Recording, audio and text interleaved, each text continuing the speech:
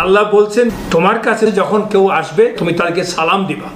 আমরা যে সবাইকে সালাম দেই, রাসূলুল্লাহ সাল্লাল্লাহু আলাইহি ওয়াসাল্লাম যখন মদিনাতে প্রথম গিয়েছিলেন, যাওয়ার সাথে সাথে নেমেই যে উনি কতগুলি ইনস্ট্রাকশন জারি করেছেন। ফার্স্ট ইনস্ট্রাকশন ছিল আফসুস সালাম, তোমরা সালাম কায়েম করো, সবাইকে সালাম দিবা।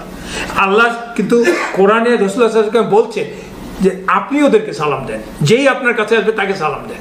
সালাম মানে হচ্ছে যে বেসিক্যালি পিস দাও। পিস মানে কাউকে যদি আমি সালাম দেই, আসলে সেটার মানেটা কি?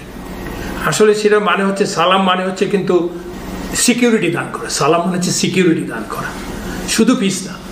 আমি যদি আপনাকে সালাম দেই, সালাম দেওয়ার পরে অ্যাজ এ মুসলিম, ইভেন নন মুসলিম, মুসলিম তো অবশ্যই, আপনি নিশ্চিত থাকতে পারেন যে আমার কাছ থেকে আপনি কোনো ক্ষতি আশা করেন না।